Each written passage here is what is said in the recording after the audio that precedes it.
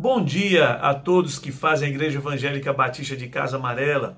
Meu cordial bom dia também a você, querido amigo, que tem nos acompanhado ao longo dessa semana nessa caminhada para a ressurreição.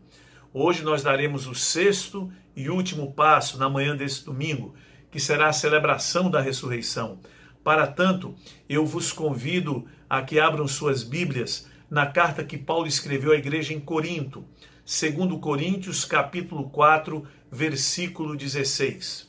Diz assim a Escritura Sagrada: por isso nós não desanimamos, porque ainda que o nosso homem exterior se canse, se fadigue, se corrompa, o homem interior, esse se fortalece a cada dia.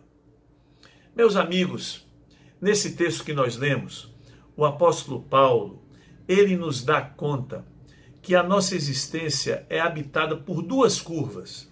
Eu diria duas curvas existenciais. A primeira curva existencial, o apóstolo Paulo chama de homem exterior. Diz respeito àquele desgaste que nós experimentamos ao longo dos anos. Diz respeito ao fato que com o passar do tempo, o cansaço e as limitações físicas começam a chegar ao nosso homem exterior, começam a corromper o nosso homem exterior, começam a cansar a nossa carne. Diz respeito à vida biológica, que vai se consumindo dia após dia. Mas a outra curva existencial que Paulo chama a atenção é a curva existencial do homem interior. Esse homem que nasce quando há o encontro do ser humano com o Evangelho da graça de Jesus Cristo, quando há esse encontro transformador do ser humano com o Evangelho. E o homem interior, ao contrário do homem exterior, ele se fortalece à medida que o tempo se passa. O homem interior, quanto mais velho, quanto mais os anos vão se passando, mais ele se fortalece. Sim, ele se fortalece devido a crises que ele enfrenta, e essas crises trazem amadurecimento. Ele se fortalece por conta de novas percepções espirituais que vão sendo adquiridas ao longo da caminhada da vida. É um tipo de vida que não se consome como a vida biológica. Antes, ao contrário, tende a se desenvolver mais e mais, até que no momento da morte se dá a passagem para um outro nível de vida. Até que no momento da morte, esse homem interior, ele se torna mais pleno diante de Deus. É a experiência cristã que nós chamamos de ressurreição. Jesus faz essa referência quando ele diz assim: eu sou a ressurreição e a vida. Quem crê em mim, ainda que esteja morto, viverá. E todo aquele que vive e crê em mim, nunca morrerá. A ressurreição de Jesus, meus irmãos, é a garantia da nossa ressurreição. É a certeza que a vida, ela vai para além da morte. O apóstolo Paulo atesta isso em 1 Coríntios 15, quando ele diz: se esperamos em Cristo só nesta vida, somos os mais miseráveis de todos os homens. Mas, de fato, Cristo ressuscitou dentre os mortos e foi feito as primícias dos que dormem. Porque assim como a morte veio por um homem, também a ressurreição dos mortos veio por um homem. Porque assim como todos morrem em Adão, assim também todos serão vivificados em Cristo. A pergunta que se faz é: que figuras a Bíblia Sagrada utiliza para falar desse novo tipo de vida, vida plena diante de Deus após a morte, ressurreição? Que palavras, que figuras a Bíblia utiliza para explicitar a esperança cristã de vida junto a Deus, vida plena, que nos é garantida em Jesus Cristo? Que figuras a Bíblia utiliza para falar do céu? Uma figura que a Bíblia utiliza e que eu acho central é quando a Bíblia diz que céu, que vida plena diante de Deus é ver Deus face a face. O apóstolo Paulo, em 1 Coríntios 13, 12, diz assim: porque agora vemos por espelho, como se fosse um grande enigma. Mas então chegará o dia quando nós veremos face a face. Agora, nós conhecemos em parte, de maneira limitada. Mas chegará o dia quando conheceremos como também somos conhecidos. Não é verdade que em nossa condição terrestre nós não podemos ver a Deus? A Bíblia fala isso. A Bíblia diz: ninguém nunca viu a Deus. Somente pela fé é que nós conseguimos ver alguns sinais de Deus no mundo. Somente pela fé é que nós conseguimos perceber a presença de Deus nos acontecimentos na vida e na natureza. Isso é uma compreensão parcial. A Bíblia também nos ajuda a compreender Deus. Mas convenhamos, é uma compreensão em parte, limitada, porque a nossa razão ela é limitada pela queda. Então a Bíblia nos ajuda, mas é uma compreensão também parcial. Na vida para além da morte, nós veremos Deus face a face. Aí você pergunta: pastor, nós veremos olhos, nariz, boca, as orelhas? Claro que não, meu amigo. Jesus Cristo, ele nos disse que Deus é Espírito, e importe que seus adoradores o adorem em espírito e em verdade. Escute bem, Jesus disse: Deus é Espírito. Portanto, ver Deus face a face não é ver um rosto como um rosto humano. Ver Deus face a face significa ver Deus sem mediações, ver Deus de maneira imediata, o que significa conhecer, sentir, perceber, amar e ser amado plenamente por Deus. Nós agora conhecemos em parte, como diz o apóstolo Paulo. É um conhecimento de Deus que é incompleto. Vemos através de um espelho, eu até diria, um espelho mal polido, um espelho até embaçado. Tanto é assim que não é verdade que na nossa sede de conhecer a Deus, nós sempre nos deparamos com muitos porquês.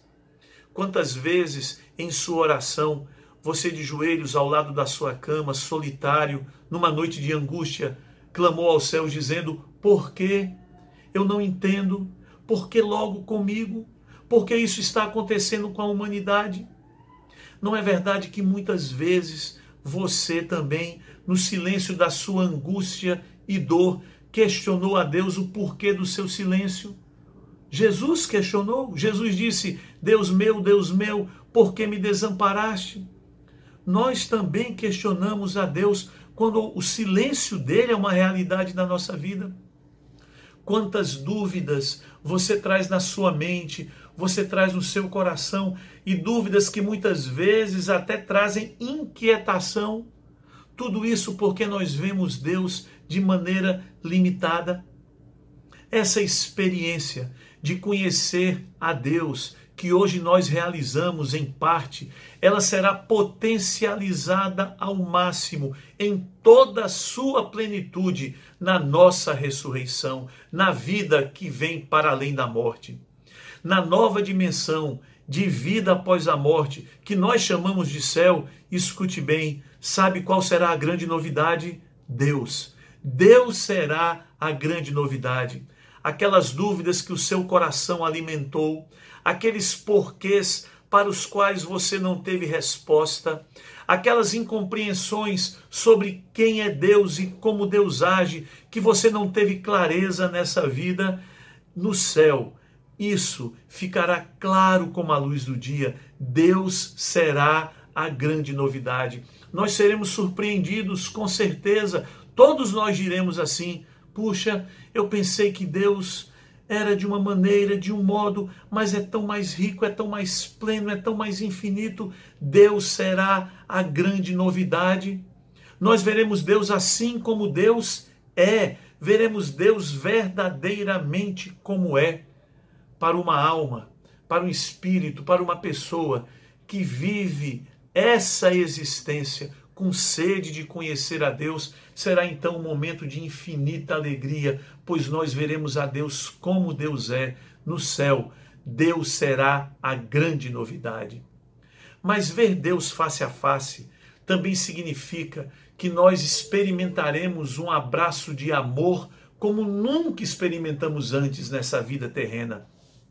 Na vida terrena que nós levamos, nós escondemos muito aquilo que nós somos. Nós temos muitos segredos. Cada um leva um segredo no seu coração sobre a realidade de quem é. E nós guardamos esses segredos por um motivo básico. Nós temos medo de perder o amor e a amizade das pessoas.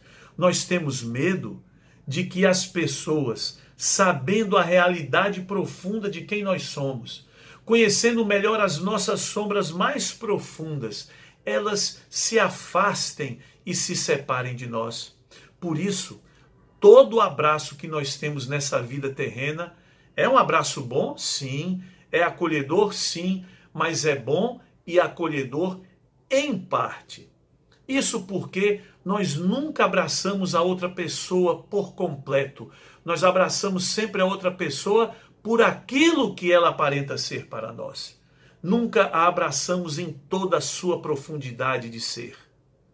Quando nós estivermos face a face com Deus, quando nós passarmos o vale da sombra da morte e formos transformados na ressurreição, e estivermos plenos diante de Deus, face a face com Deus, tudo aquilo que nós somos virá à tona.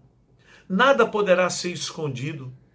O julgamento de Deus não será um julgamento jurídico, será um julgamento revelador, que irá revelar até o mais profundo do ser a realidade que nós somos, e nós não poderemos esconder nada diante de Deus. E meus irmãos, por conta da graça, Deus irá nos abraçar com sua misericórdia. Será a primeira vez na nossa vida que nós seremos abraçados plenamente por aquilo que nós somos. André será abraçado por Deus e pelo amor de Deus com tudo aquilo que André é, com a sua luz e com a sua sombra, e será feito diante de Deus pleno. Esse será um abraço transformador, será um abraço de amor que nunca nós tivemos antes. Nós seremos abraçados por Deus na realidade daquilo que nós somos. Mas a Bíblia também fala sobre essa vida para além da morte, usando a expressão eternidade. Eternidade é uma expressão que significa plenitude. Vida eterna com Deus, por isso, deve ser compreendido como uma vida totalmente plena diante de Deus, uma vida livre das coordenadas do tempo e do espaço que nos aprisionam. Os livros da Bíblia, principalmente Apocalipse, usam várias figuras para expressar um pouco o indescritível que significa essa vida eterna, essa vida em plenitude diante de Deus. A Bíblia nos diz que a vida eterna, a vida plena diante de Deus, é uma vida onde toda lágrima será enxuta. Hoje, na vida terrena, nós choramos no sábado, enxugamos as lágrimas no domingo, para voltarmos a chorar na segunda. As lágrimas que são enxutas nessa vida, elas voltarão a cair ainda nessa vida, elas não cessarão. Mas depois da morte, na ressurreição, na vida plena com Deus, nós temos a promessa que toda lágrima será enxuta. Quando Deus enxugar a nossa lágrima na vida após a morte, na ressurreição, toda lágrima será enxuta e será de maneira definitiva. Mas a Bíblia fala também na vida eterna como uma nova terra, onde não haverá nem luto, nem dor, onde não haverá necessidade nem de lua, nem de sol, porque a glória de Deus iluminará. Não haverá necessidade de templo, nem de sacerdote, nem de pastor, nem de liturgias, pois Deus será tudo em todos, com um corpo transformado, pleno em suas possibilidades. Nós iremos viver a vida eterna. Vida eterna é o nosso corpo que será transformado, como Paulo fala em 1 Coríntios. Será um corpo com uma nova dimensão, com uma nova substância, sem perder a sua identidade mais profunda, mas será um corpo transformado, assim como foi o corpo transformado de Jesus na sua ressurreição. Será um corpo pleno nas suas possibilidades. Meus queridos irmãos e amigos, eu queria encerrar lembrando que certa feita Paulo, escrevendo a Timóteo, muito preocupado com as dificuldades que Timóteo iria enfrentar na vida, preocupado com Timóteo porque ele iria enfrentar perseguições, as doenças iriam chegar na sua vida, Timóteo seria incompreendido, Timóteo iria experimentar frustrações, e Paulo, como o mentor de Timóteo, preocupado com o seu discípulo, enviou uma carta, a carta a Timóteo, 2 cartas, para encorajar Timóteo a enfrentar os dramas e a dificuldade da vida. E Paulo deu várias orientações para que Timóteo enfrentasse as dificuldades da vida. Paulo, em uma dessas orientações, mais precisamente, em 2 Timóteo 2,8, Paulo diz assim a Timóteo para que ele enfrentasse os dramas da vida: lembra-te, Timóteo, que Jesus Cristo, que é da descendência de Davi, ressuscitou dentre os mortos, segundo o Evangelho. Essa é a recomendação que Paulo nos dá, que nós devemos enfrentar e aceitar a vida com todo o drama que a vida comporta, com todas as suas dores e frustrações, com todas as suas alegrias e as suas tristezas, sabendo que aqui, em relação a Deus, tudo que nós experimentamos é em parte. Paulo encorajou que Timóteo vivesse essa vida, que não fugisse da realidade da vida. Mas Paulo fez questão de dizer a Timóteo: lembra-te que Jesus ressuscitou dos mortos. E é o que Paulo nos diz hoje à nossa igreja. Diante das dificuldades que nós enfrentamos da vida, nós não devemos ser omissos. Nós não devemos fugir da responsabilidade de, como discípulos do reino de Deus, de Jesus, de transformar essa vida no melhor que seja possível, de lutar pela transformação dessa vida, de lutar para que esse mundo experimente mais os valores da justiça do reino de Deus. Mas nós devemos fazer isso sem esquecer que essa vida, ela vai para além da morte. Nós devemos fazer isso sem esquecer que Jesus ressuscitou dentre os mortos, e essa é a garantia da nossa ressurreição. Tudo aquilo que experimentamos em parte com relação a Deus, nós iremos experimentar de maneira plena. Por isso, nessa manhã de domingo, quando celebramos a ressurreição, continuemos a caminhar da vida sem alienações, mas animados pela certeza de que a morte não tem a última palavra, de que a última palavra é a ressurreição que nos é garantida por Jesus. Caminhemos sem nunca esquecer que Jesus ressuscitou dentre os mortos e é a garantia da nossa ressurreição. Que Deus abençoe a todos. Celebremos a ressurreição. Amém.